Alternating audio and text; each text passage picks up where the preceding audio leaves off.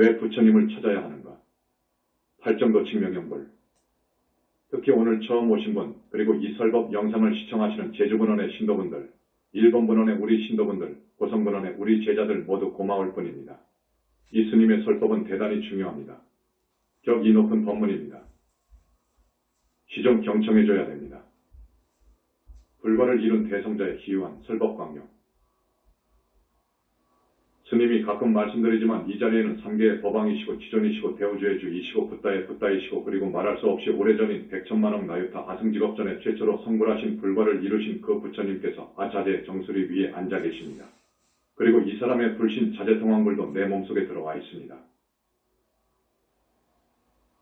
역사 이후 그 누구한테도 들을 수 없는 희유한 법문 내용입니다. 그래서 잘 들어야 됩니다. 다만 처음 오시는 분을 배려해서 이 깊은 법문 말씀을 하게 되는데 어떻게 하면 이해를 하도록 해줄 수 있을까 하는 것을 항상 걱정합니다. 처음 오시는 분이 계시고 10년을 빠지지 않고 나오시는 분도 계시고 15년을 빠지지 않고 나오시는 분도 계십니다. 왜 부처님을 찾아야 하는가? 팔정도 칙명연불. 오늘의 법문 제목은 전번 우리 영산불교대학 학예수련회 특별법문 내용, 그때는 수련회에 참석한 1000여 명의 학생들이 모두 어린이가 되어 마음이 들떠 있어서 오늘로 미루고 법문을 생략했습니다. 그때는 학생들한테 이런 법문을 꼭 해줘야 되겠다. 우리 학생들에게 내가 1년에 한 번 내지 2번 정도 해주는데 이런 종합적인 우리 정법교단의 핵심 법문을 꼭 해줘야 되겠다고 생각했습니다. 오늘로 미루기를 잘했어요. 오늘 처음 오신 분들이 많고 수련회 후 들뜬 마음도 정리되었을 것이라는 생각입니다. 그래서 왜 부처님을 찾아야 하는가? 왜 우리는 부처님을 찾아야 하는가? 왜 우리는 석가모니 부처님을 언제나 간단없이 마음속에서 간절히 염해야 생각해야 되는가? 그 말입니다. 좀 어려운 말로 하자면 팔정도 칙명연불입니다. 우리 붓다교단의 수행법입니다. 이 법을 우리가 살아야 됩니다. 그러면 우리는 금생도 잘 살 수 있고 다음 생 절대로 지옥 내지 사막도, 지옥 악이 축생에 떨어지지 않습니다. 하늘을 가고요. 잘하면 성중하늘에 태어나고요. 더 잘하면 윤회를 벗어나는 아라한 성자가 되고요. 또 스님 말씀대로 바라는 대로 잘 살면 3계를 탈출해서 극락세계까지 왕생할 수 있습니다. 자성무소유 직견노선하는 부처님이 계신다는 것. 오늘 이 주제로 법문을 하게 되니까 몇 달 전에 이어서 했던 자성무소유 직견노선화 법문은 자연히 다음으로 미루어지게 되었습니다. 다음에는 꼭 해드리겠습니다. 이건 대단히 중요합니다. 부처님이 계신다는 것입니다. 그런데 공부를 못해서 성근공덕이 부족해서 못 볼 뿐이에요. 자성무소유의 경지에 들어가면 누구나 부처님을 볼 수 있습니다. 그런데 지금까지의 불교는 공사상 이것을 이야기 못했습니다. 그래서 인격적 불신이 계시는데도 2600년 이래로 우리 부처님을 칭견한 분이 한 사람도 없었어요.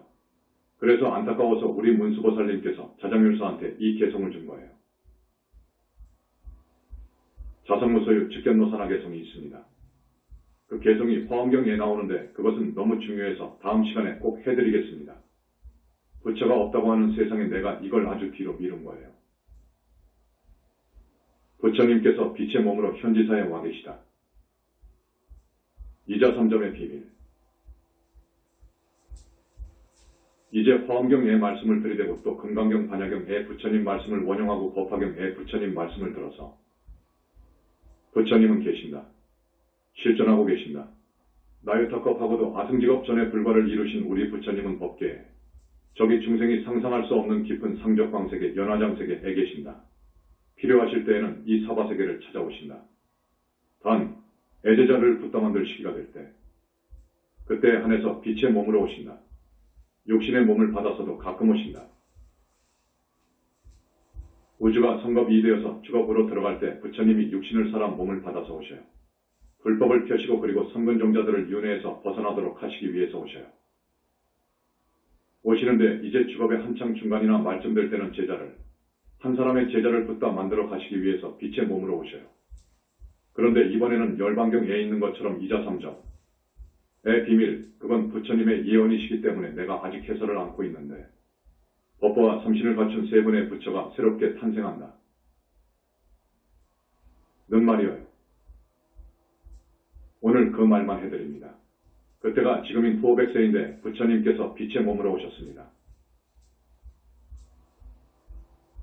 오늘 처음 오신 분, 부처님께서 현지사에 와 계십니다. 이 소식은 정말로 경천동지할 소식입니다. 오직 우리 현지사에 와 계셔요.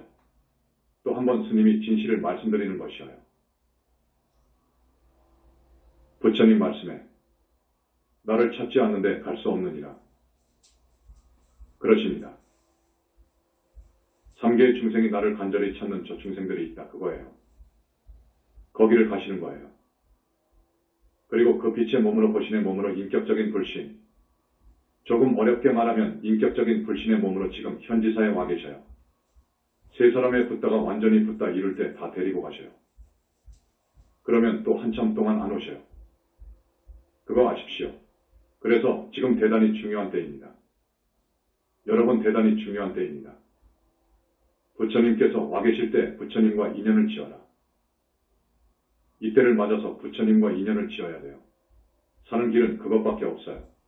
영원히 지옥에 가지 않고 짐승이 되지 않고 윤회고에서 해탈하고 서방정토 극락세계에 가서 살려면 부처님께서 와 계실 때 부처님과 인연을 맺는 거예요.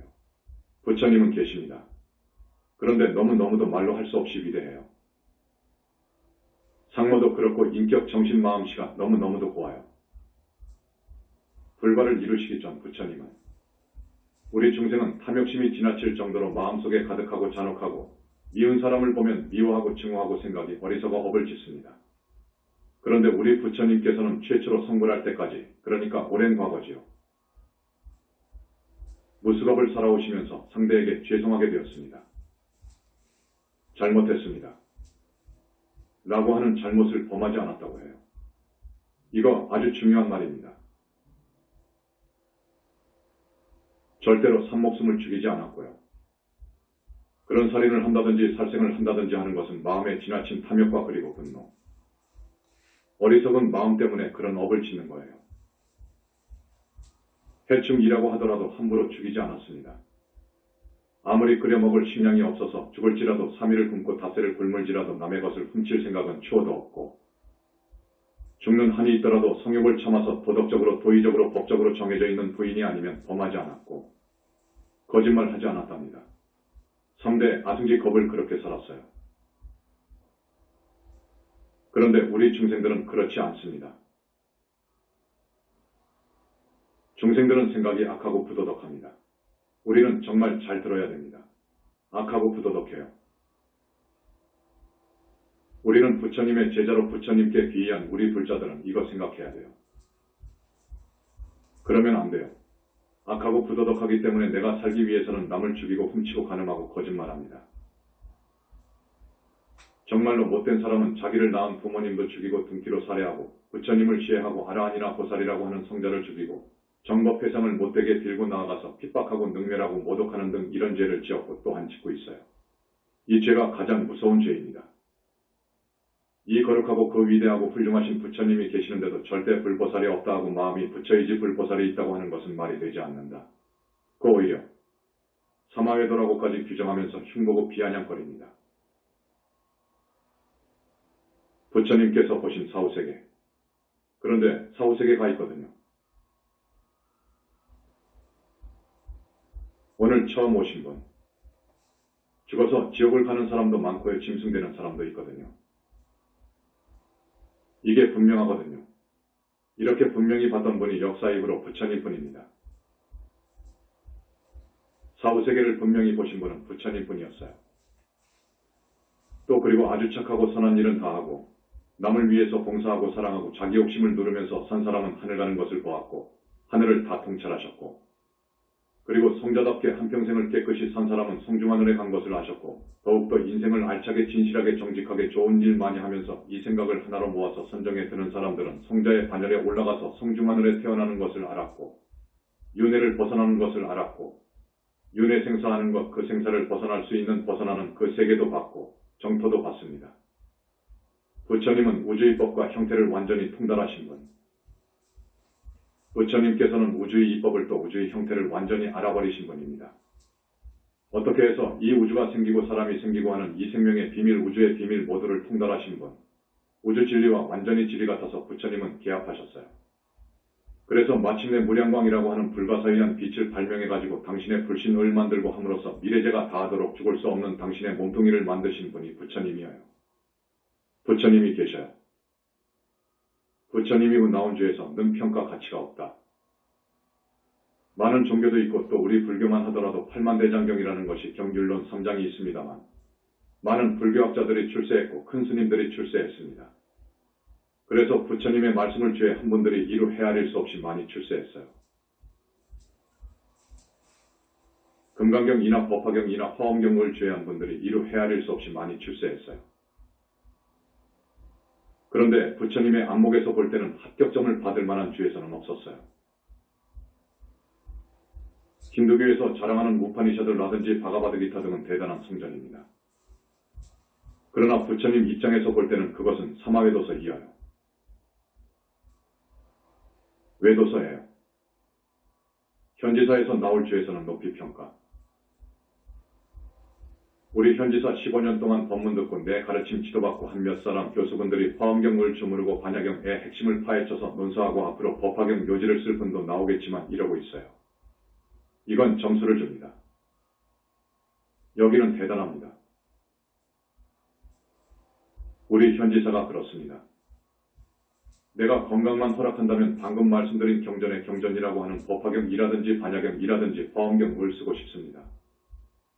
죄를 쓰고 싶은데 나는 그 작업에 전념하기도 그렇고 해서 지금 우리 법장 해운거사가 쓰고 있는데 잘 쓰고 있습니다. 지금 우리 현지사에서 600권대 반야경론이 나올 겁니다. 약 30번 정도의 법문은 그때그때 교정을 해서 보완하고 문자화해서 약의 승명에 우리 신도분들에게 이 메일로 보내주고 있습니다. 여기 1000여 명 되시는 우리 신도분들 중에 받아보고 싶은 분이 있으면 내 시자한테 이 메일 주소를 주십시오. 그러면 받아보도록 하겠습니다. 부처님 회상의 진리서가 많이 포교되어야. 나의 꿈은 그렇습니다. 이 부처님 회상의 정법의 교리, 사상, 철학, 진리 이것이 많이 포교되어야 합니다. 내가 15년 전에 쓴 붓다의 메시지고는 마지막으로 다시 첨삭 보완할 겁니다.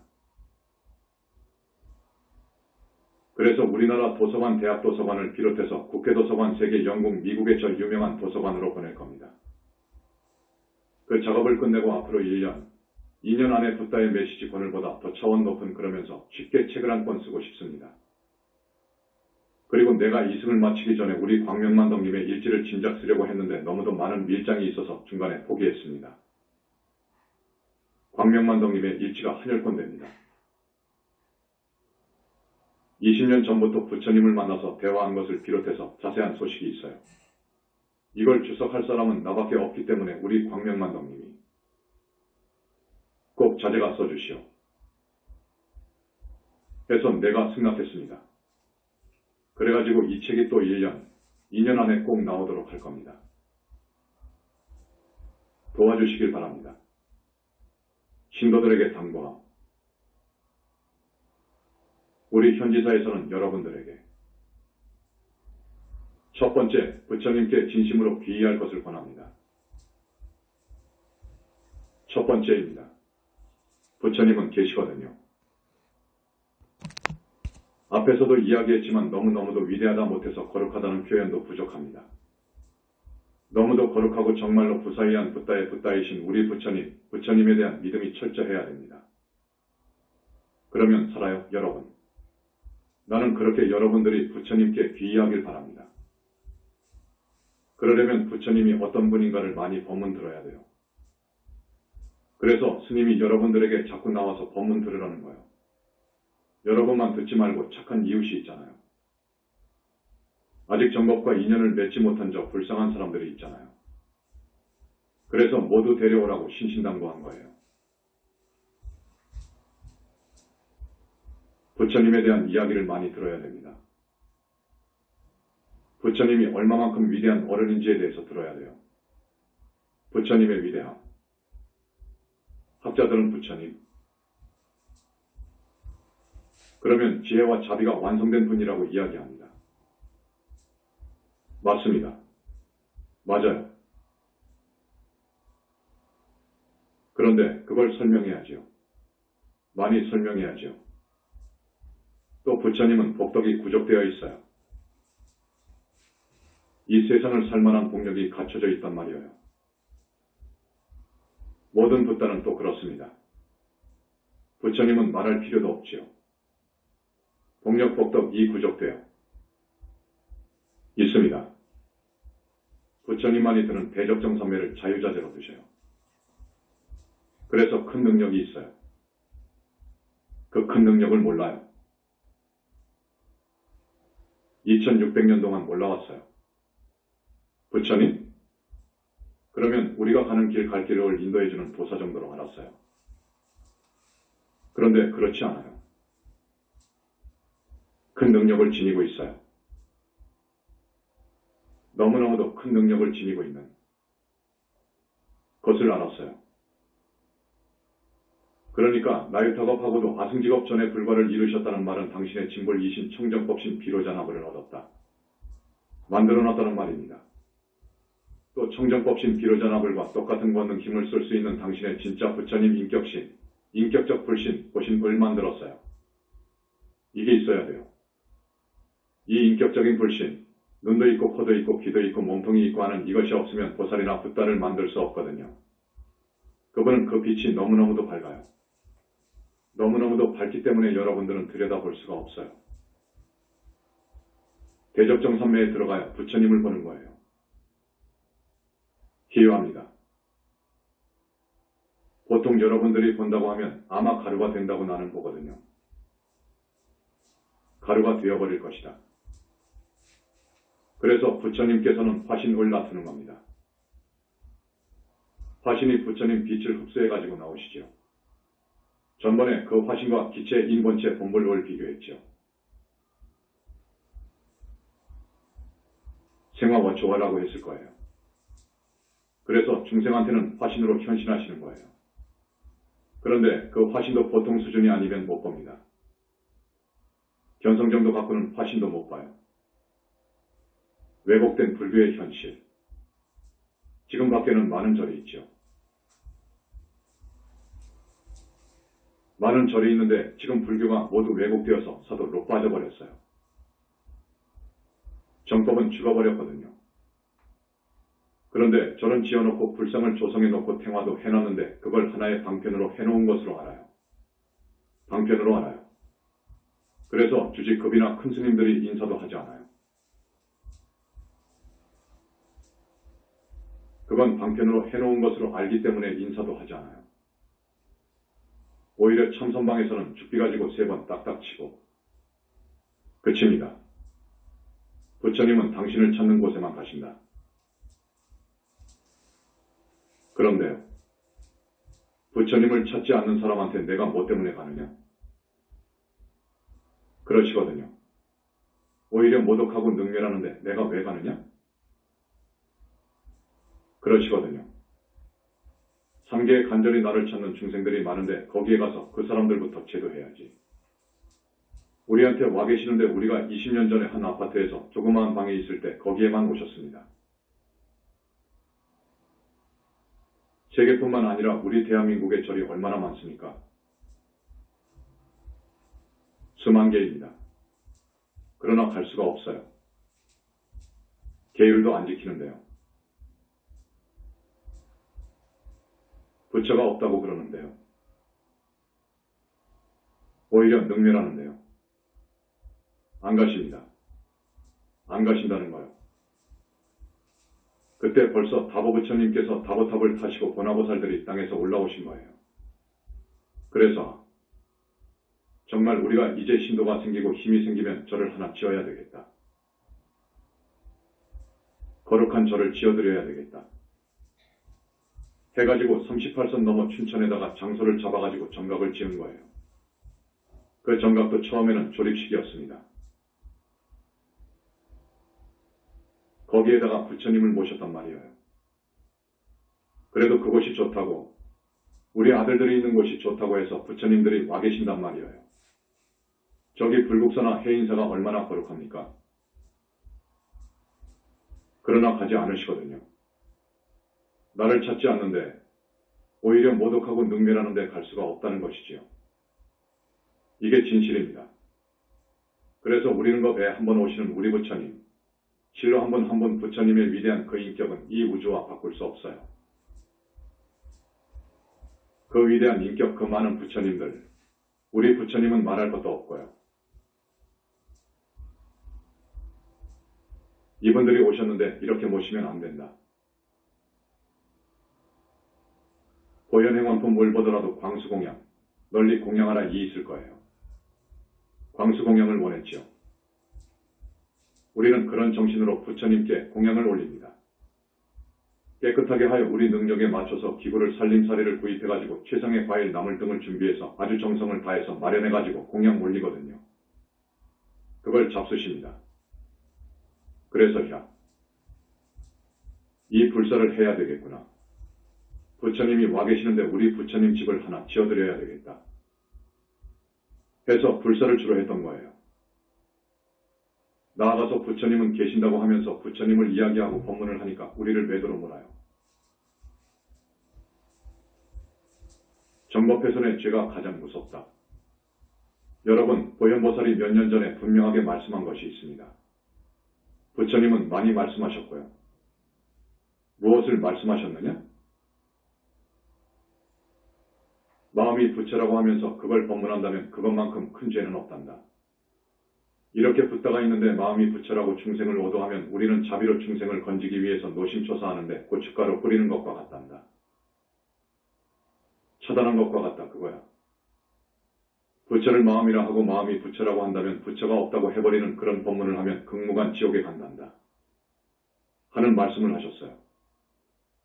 이번엔 내가 메모를 한 노트에서 그 기록을 찾았어요. 우리 부처님께서는 그와 같은 내용의 법문을 많이 말씀하셨어요. 과연 1급의 불교학자들, 1급 포교사들이 죽어서 어디로 갔는지를 봤더니 아이고. 정말 말할 수 없어요. 정법 훼손한 죄가 이렇게 크구나 하는 것을 알았어요. 이것은 사람 수백 명, 천명, 만명 죽이는 것보다 더 큰 죄라는 거예요. 사람을 죽이는 것은 육신을 죽이는 것이지만 육신은 가짜 아닙니까? 법문을 잘못하면 진짜 자기를 죽이는 거예요. 그 사람의 영혼체에 복약을 주는 거예요. 이런 짓을 해서는 안 되거든요. 정법을 훼손하는 죄가 죄 중에서 가장 무서운 죄라고 해요. 다시 말씀드립니다.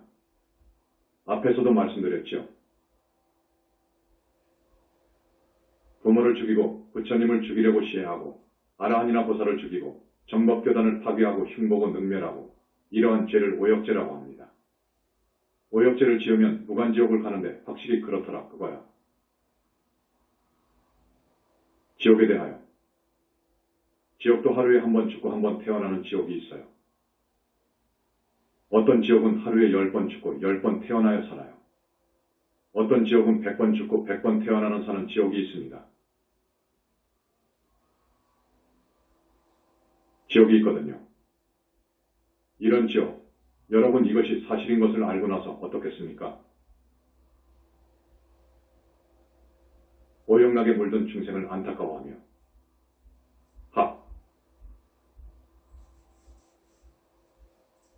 법문을 해야 되겠구나. 이거 세상 사람들은 모르거든요. 탐욕에 가려가지고 이 세상 사람들 마음이 어떤지 압니까? 앞에서도 말했지만 오역락에 집착해 있습니다. 이걸 탐욕이라고 해요. 이 탐욕, 감각적인 욕망, 이것을 경에서는 비유해서 5가지 색깔에 물들었다. 고해요. 5가지 색깔로 물들어 있다 그거라. 탐욕으로 물들어 있어요. 오역락에 집착해 있어요. 거기에만 관심이 있어요. 돈에만 관심이 있고 여자에만 관심이 있고 출세에만 관심이 있다 그거요. 틀린 말입니까? 중생이 그렇다 그거요. 그리고 자기 뜻대로 안 되면 화내고 성내고 분노하고 의심합니다. 요즘은 완전히 불신 시대입니다. 말 안 들어요. 그걸 고지 않들어. 여러분 오늘 처음 오신 분, 예수님의 진실한 호소의 말씀을 꼭 믿고 듣는 분은 정말로 전생에 성분이 있는 분들이에요. 그런 분들은 아마 다음 법회 때 계속 나오실 거예요. 그렇지 못한 사람들은 안 나오시죠. 많이 안 나오거든요. 처음 나와서는 들어요. 듣는데 아직은 2년이 되지 않았는지 또 안 나오거든요. 나는 서글퍼요. 그러나 할 수 없어요. 나는 내 의무를 다할 뿐이에요. 죽을 때까지 내 직분을 다할 뿐이에요. 정법에 귀의하라.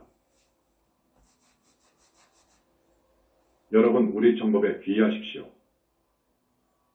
사는 길은 정법에 귀의하는 거예요. 여러분 정말입니다. 사막도에 안 가시려면 이 정법에 귀의해야 돼요. 부처님하고 인연 맺어야 돼요. 그렇지 않으면 안 돼. 부처님께 공양 올리는 공덕. 4년, 5년 전입니다. 한 끼 부처님께 공양 올린 어느 여인이 4군데 지옥을 거쳐야 할 지옥의 업보가 씻어졌어요. 소멸되는 것을 내가 알았어요. 성근 공덕이라는 것이 이렇게 중요한 거예요. 그 위대한 부처님께 한 끼 공양 올리는 것이 그렇게 중요한 것입니다. 여기 우리 현지사밖에 그럴 수가 없어요. 부처님께서 와 계시는 우리 현지사 이 교단에 그런 공덕을 꼭 지으시라고요. 업장 소멸은 부처님만이 한다. 이 마음만 그렇게 오염된 것이 아닙니다. 업을 짓잖아요. 마음이 지저분하고 탁하면 그런 업을 짓습니다. 그런데 업을 지으면 업대로 받지요. 받는데 문제가 있어요. 이 오염된 마음, 더럽혀진 마음을 정화하는 것이 문제인데 이것도 중요하지요. 이것도 중요하지만 정말로 중요한 것이 있어요. 이것도 지금까지 불교에서는 몰랐어요. 자, 뭐냐? 여러분이 다급생으로 내려오면서 지은 악업 죄업장이에요. 다급생으로 내려오면서 여러분들이 지은 죄 업장이 닦여져야 돼요. 이 업은 다 받아야 되거든요. 닦여져야 돼요. 이런 문제가 있어요.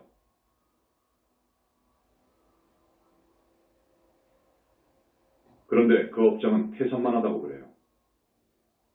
여러분들이 태산만한 업장을 짊어지고 다녀요. 과거생에 지었어요. 이건 문제입니다. 업장을 씻어야 돼요.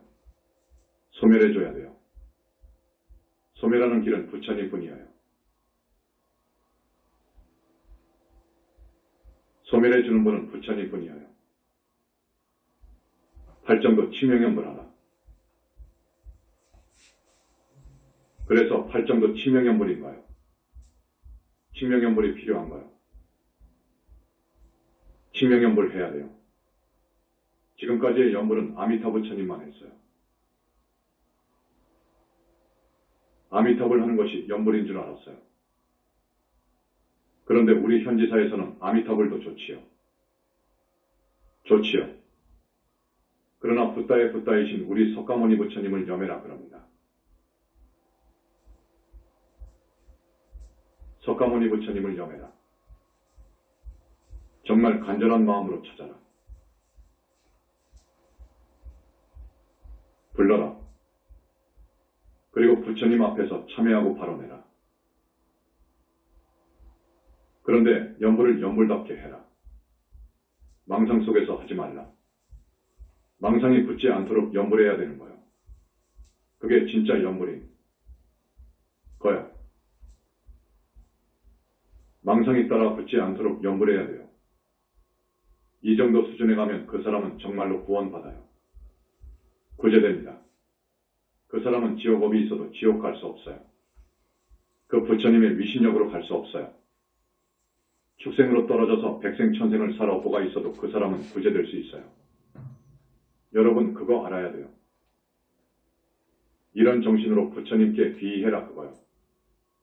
다음, 팔정도 칭명연불하라. 팔정도 칭명연불하라는 말은 앞에서도 이야기했지만 앞으로 악하고 불건전한 짓 하지 마라. 도덕적으로 지탄받는 짓 하지 마라. 죽어도 사악한 짓은 하지 마라. 죽을 먹고 살망정 3일 굶다가 죽을 망정 절대로 남의 재물을 생각하지 마라. 그런 착한 사람이 되어서 이제 연불로 들어와요. 팔정도에서는 선정으로 들어가지만 선정 공부는 어려워요. 어렵기 때문에 우리는 연불해라. 부처님을 찾아라. 단, 우리 석가모니 부처님을 찾아라. 어떻게 찾느냐?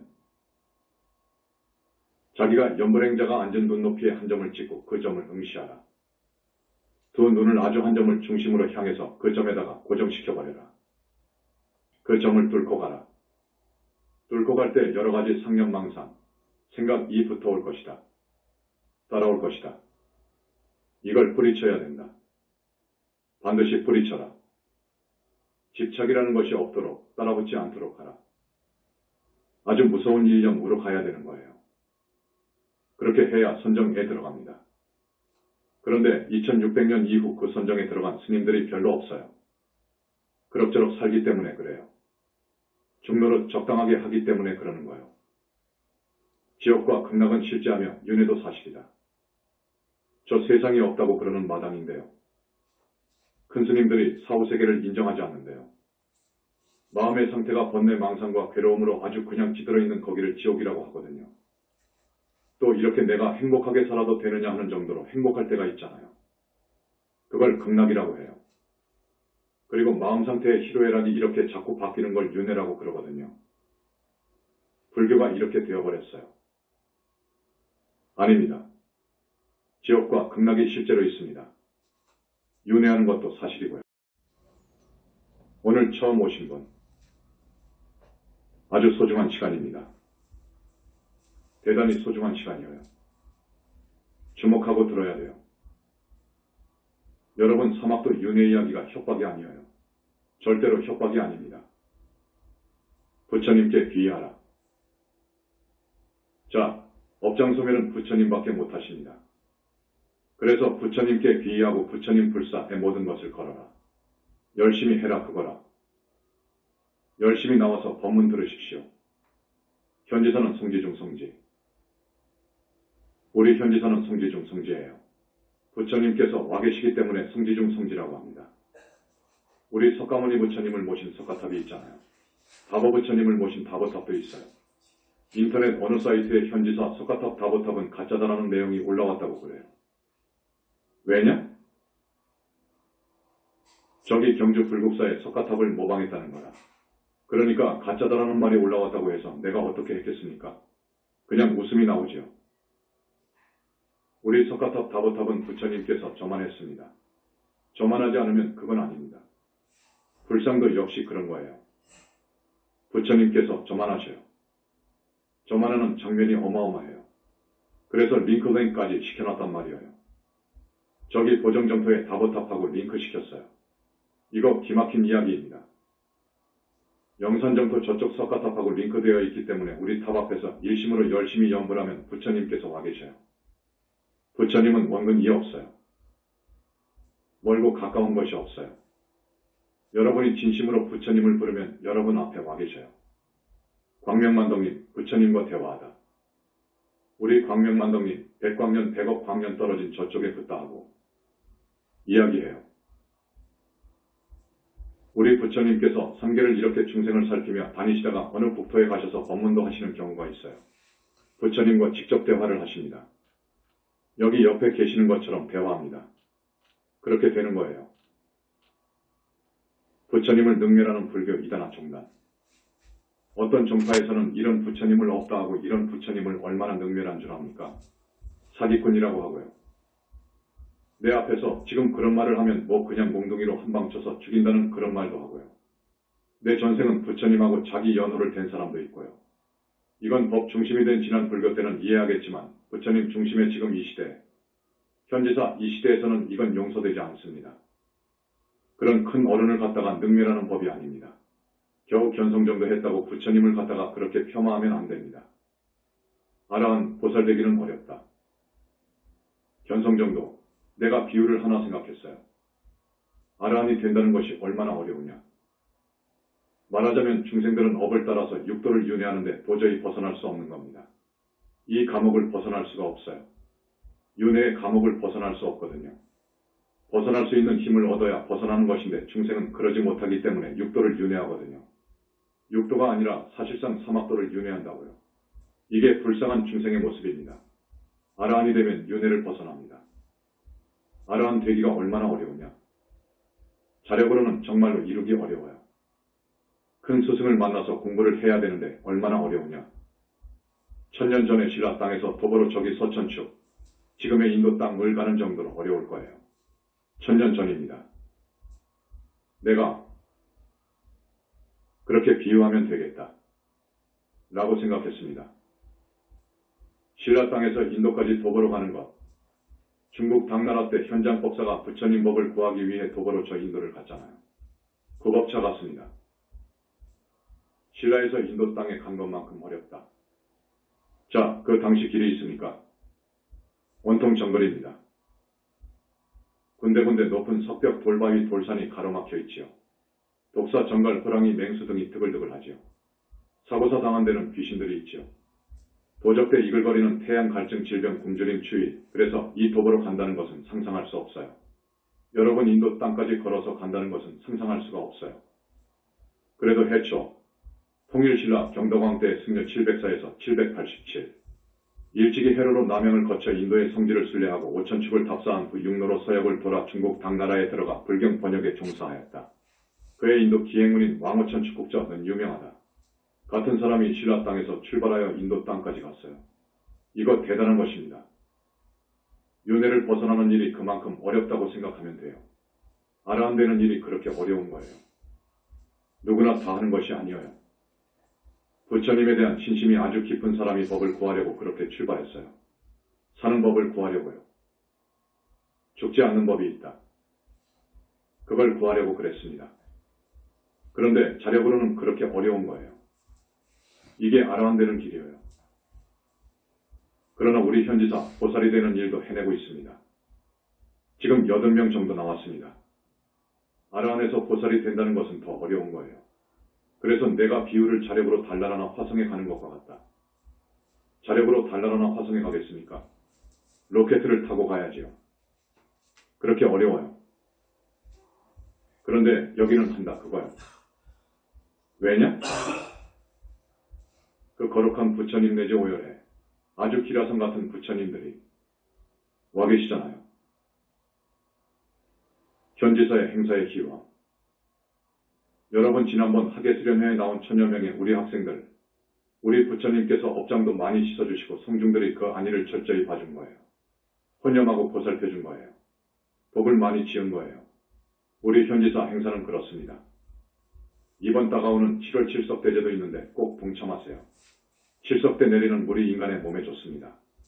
저기 하늘물도 아라한이 먹는 물이 있고 보살이 먹는 물이 있고 붓다가 먹는 물이 있고 붓다가 목욕하는 목욕탕이 있고 보살이 목욕하는 목욕탕이 있는 등 다 있어요. 이번에 칠석제, 저기 칠원성부님이 계시는 하늘물을 내릴 거예요. 여러분 그걸 잡수시면 아주 좋아요. 이것은 부처님 이후 처음 있는 일이에요. 여러분 한번 생각해 보십시오. 언제 어느 절에서 그런답니까? 그런 일이 있었습니까? 없었지요. 자, 그렇게 동참해 주시기 바랍니다. 교하라, 그리고 팔정도 치명연불하라. 앞에서 한 말에서 이어갑니다. 자, 업장만 그렇습니까? 중생들은 마음이 그렇게 물들어 있고 또 정신 상태가 그렇게 악하고 불건전하게 되어 있습니다. 거기에다가 다급생으로 내려오면서 지은 죄업장이 있잖아요. 그 다음에 뭐가 있는지 아십니까? 빙의된 원결 마장이 있습니다. 이건 정말 모릅니다. 우리 현지사 신도를 밖에 모를 거예요. 빙이라는 것도 몰라요. 마장 빙의 원결이 무슨 말이냐 그러지요. 아무리 큰 스님들도 몰라요. 죽은 게 더 모르는데요. 빙의된 원결 마장은 부처님만이 떼어줘요. 이것 떼지 않으면 절대로 공부할 수 없어요. 이거 안 떼면 안 됩니다. 원결을 떼지 않으면 금생 아니면 다음 세상에 그 원결한테 죽어요. 반드시 죽어요. 이건 안 떼주면 안 돼요. 떼어줄 분은 부처님밖에 없거든요. 그 다음에 다급생으로 내가 살아오면서 지은 습과 기, 이것이 무섭습니다. 습이라는 것이 무서운 거요. 이것도 부처님만이 뽑아줘요. 해결해줍니다. 그 다음에 우리가 전생에 크게 복을 지었으면 모르되 그렇지 않으면 나를 사랑하고 나를 낳아 길러주신 우리 부모님이 돌아가셨으면 그 돌아가신 우리 부모님이 거의 100% 지옥에 있거든요. 혹은 지옥도 못 가고 저기 죽은 게 귀신으로 있거든요. 혹은 짐승으로 가 있거든요. 그렇다면 하늘로 천도해줘야지요. 그게 자식의 도리죠. 이러한 효를 할 줄 모르면 사업에 크게 성공할 수도 없고 하늘에 가서 태어날 수도 없고 성중하늘은 더더욱 갈 수도 없고 아라한도 될 수도 없고 보살은 절대로 될 수가 없는 거예요. 우리는 은혜를 알아야 됩니다.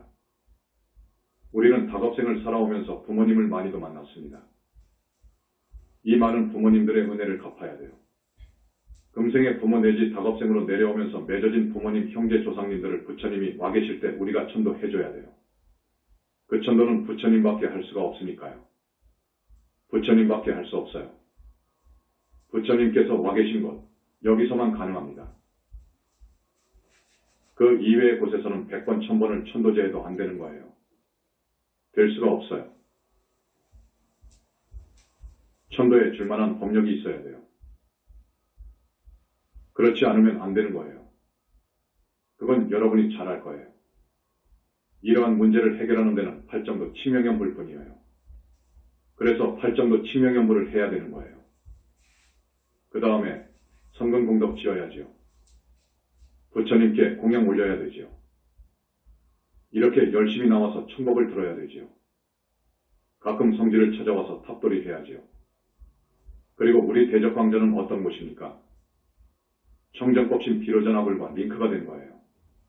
그 대적광전에 들어가서 108참여할 정도는 되어야 됩니다.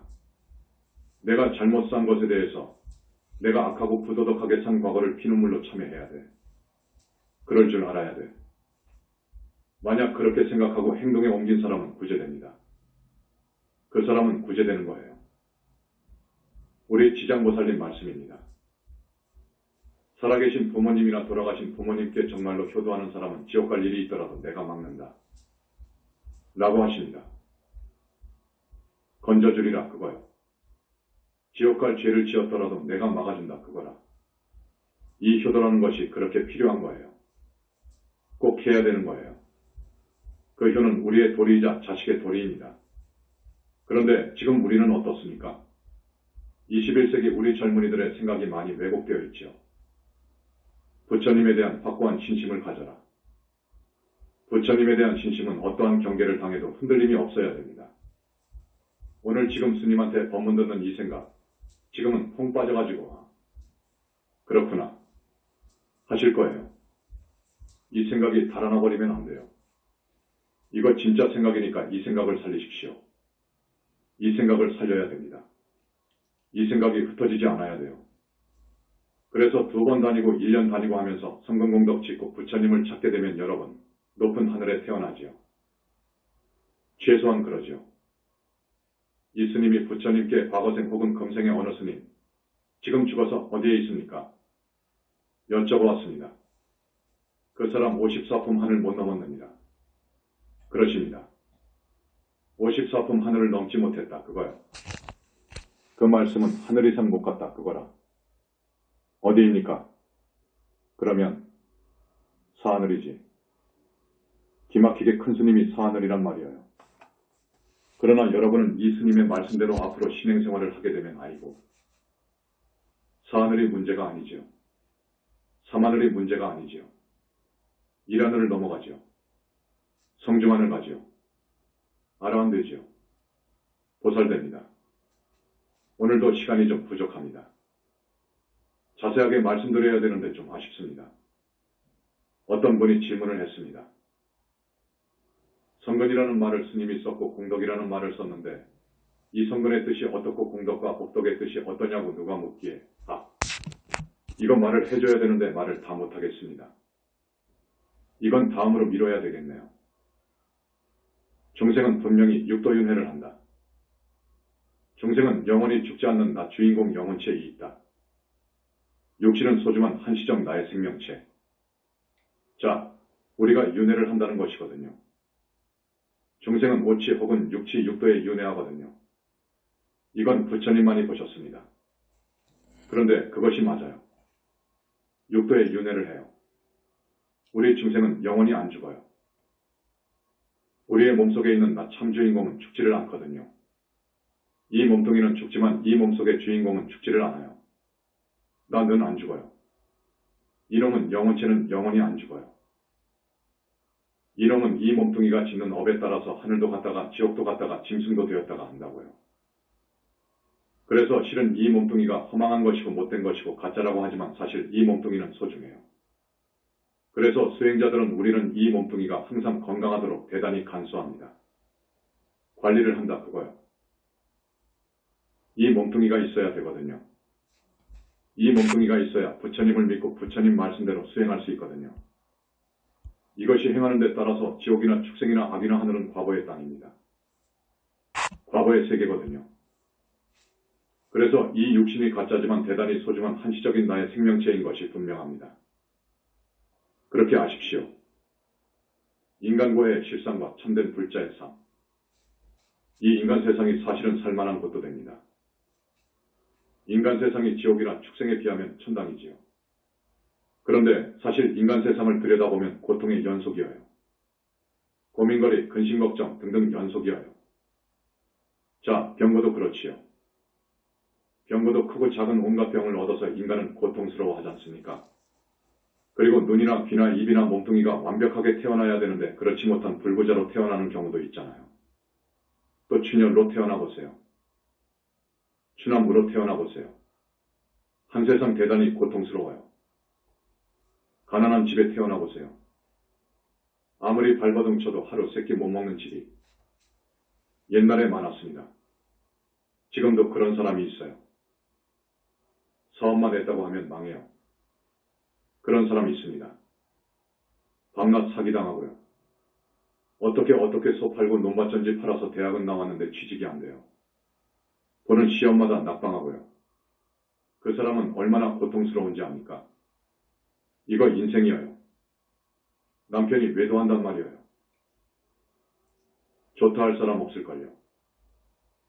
형사사건으로 감옥살이 해요. 또 왕을 잘못 만날 때 태어나면 그러니까 독일 나치의 히틀러, 에이더. 오스트리아 태생의 독일 정치가 1889-1945. 1919년에 독일 노동당에 입당하여 1921년부터 나치스의 당수를 지냈으며 1933년에 독일 연방의 총리가 되고 다음 해 총통이 되었다. 반유대주의와 게르만 민족의 우월성을 내세워 제2차 세계대전을 일으켰다. 뒤에 연합군의 공격에 밀려 1945년 베를린 함락 직전에 자살하였다. 저서에 나의 투쟁이 있다.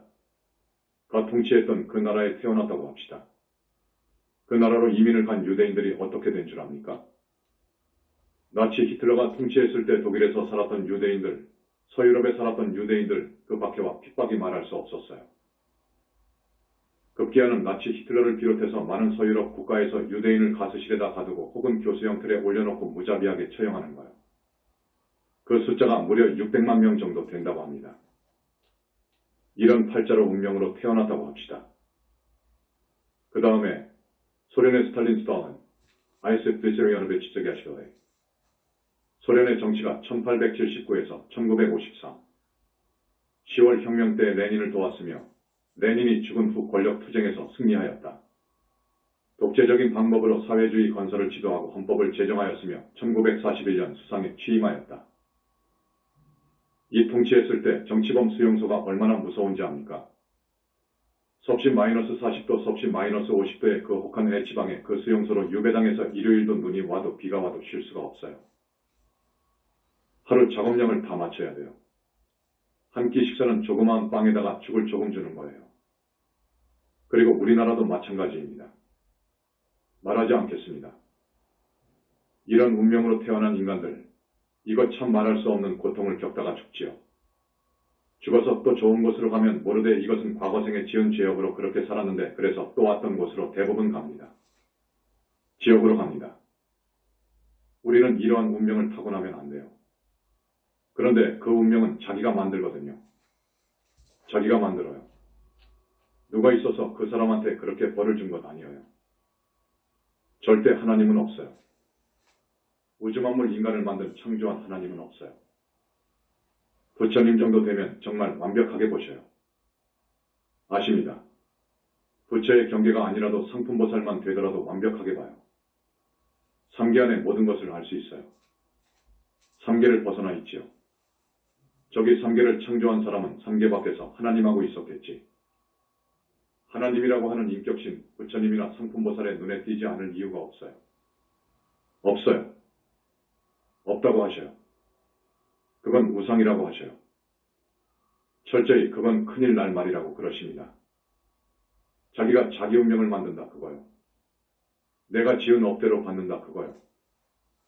이게 철저한 진리입니다. 진리의 철칙입니다. 여러분들의 일거수일투족 말 한마디 하더라도 서너 번 깊이 생각해서 할 이야기예요. 함부로 말해도 안 됩니다. 이 인간 세상에 우리가 지은 업이 어떤 업은 오중과보를 받는다니까요. 오중과보가 있어요. 과보를 5번이나 받아요. 그 때문에 지옥을 가지요. 그 지은 죄로 악이계에 나오지요. 축생으로 나오지요. 사람으로 나오더라도 그 습으로 그 업습으로 이런 신세가 된다니까요. 정치범수용소에 갇힌다든지 그런 불쌍한 신세로 나온다니까요. 그래서 이 인간으로 올 것도 아니어요. 우리 인간으로 올 것도 아니어요. 인간고해라고 말한 건 잘 들어맞는 말이에요. 우리는 자라서 결혼하지 않습니까? 시집가고 장가가게 되면 가족이 생겨요. 자, 부모님이 계시고요. 내 아들, 딸이 있고요. 또 손자, 손녀가 생겨요. 가족이 생겨요. 5명, 10명이 있어요. 그중 한 사람이라도 이런 운명으로 태어나게 되면 내 가슴이 아파요. 이게 인생이에요. 여러분 그런 운명을 지었다 하더라도 과거생의 업을 씻어버릴 수 있는 길이 있고 소멸할 수 있는 길이 있고 외도 마구니 마장을 완전히 정리해 줄 길도 있습니다. 그 정법의 길로 들어오세요. 부처님께 깊고 단단한 인연을 지어야 됩니다. 부처님을 항상 생각하고 부르십시오. 부처님을 부르면서 내가 과거생에 저질렀던 잘못을 참여하세요. 정말로 하루에 1시간씩이라도 10분씩이라도 진짜 공부를 해 가십시오. 이게 사는 길이니까요. 진짜로 공부하면 1000만 원이 문제가 아니라 몇 억의 가치가 있는 거예요. 그러니까 우리 신도분들 그런 진짜 불자의 삶을 살았으면 좋겠습니다. 불사에 전념하다. 지난 시간에 말씀드렸습니다. 우리를 보고 도대체 뭘 하는지, 부처가 되었다고 하는데 뭘 하는지 모르겠다는 사람이 있어요. 나서면 죽이려고 하니까 이 정법을 최소한 조용히 폈습니다. 우리는 죽을 수가 없지요. 자기들이 무간지옥 갈 업을 짓거든요. 그럴 수 있어요. 그래서 조용히 첫 번째 가는 불사에 전념하고 있습니다. 첫 번째로 가는 불사에, 진짜 불사에다가 우리가 전념하고 있어요. 진짜 현지사의 불사는 진짜 성근공덕이 되고 진짜 불사입니다. 붓다교단 만나기 어렵다. 부처님 말씀입니다. 인간이 허공에 해를 딸 수 없듯이 어둠을 쫓는 달을 딸 수 없듯이 무수히 빛나는 별을 딸 수 없듯이 부처 이루는 것은 이와 같이 어렵다. 저 허공에 해를 중생이 가질 수 없으며 어둠을 밝히는 달을 얻을 수 없으며 하늘의 별을 가질 수 없듯이 붓다 되기 어렵고 부처님 만나 뵙기 어렵다. 여러분 붓다교단 만나기 어려워요. 어렵습니다. 그런데 내가 보니까 불행하게도 10년 다닌 사람이 또 안 나오는 사람이 있어요. 참 안 됐죠. 내가 이렇게 고구정령하게 진실을 담아서 말씀 올리지만 어떤 사람은 지금 비웃는 듯이 나를 쳐다보고 있어요. 여러분 그 죄는 큽니다. 그걸 아무리 역설해도 안 믿는지 참 한심하지요. 한심스럽지요. 그러지 마세요. 부처님께 귀의하고요. 앞으로 스님 말씀처럼 그렇게 실답게 사십시오. 극무간 지옥에 갈 과거도 단절되는 유일한 길입니다. 부처님과 붓다교단의 성근공덕 지으면 그 공덕은 큽니다. 윤회를 벗어나고 삼계 탈출할 수 있지요. 그런데 금강경이나 다른 경전에 보면 묘하게 해석한 부분이 있어요. 이걸 앞으로 해석해 줄 거예요. 부처님께 진심으로 귀의하라. 마지막입니다. 법화경에 이런 말씀이 있어요. 박덕한 중생들은 성근은 심지 않고 빈궁하천하면서도 오욕을 탐착해서 허망한 생각과 간사한 소견을 따라서 업을 짓더라. 법화경 말씀입니다. 여러분 이거 진짜 말이에요. 성근은 심지 않고 빈궁하천하면서도 다만 오욕에만 관심이 있더라 그거요. 오욕락만 쫓더라 그거라. 불나방이 불을 쫓아가는 것처럼. 불나방이 불을 쫓아가면 어떻게 되죠? 불에 타 죽습니다. 사람이 보니까 불에 가면 타 죽는 거예요. 성자가 볼 때는 이 중생들이 죽으려고 천길 나락 함정으로 달려가요. 사는 길인 줄 알고요. 성근은 심지 않고요. 성근을 심어야 됩니다. 성근 공덕이 있어야 됩니다. 그래야 살아요, 여러분. 성근 공덕을 심어야 돼. 부처님께 진심으로 귀의해야 돼요. 부처님 계십니다. 언젠가 말씀드렸을 거예요. 여러분 세탁물을 물에다가 그냥 빠는 것은 충분치 않아요. 이것이 팔 정도예요.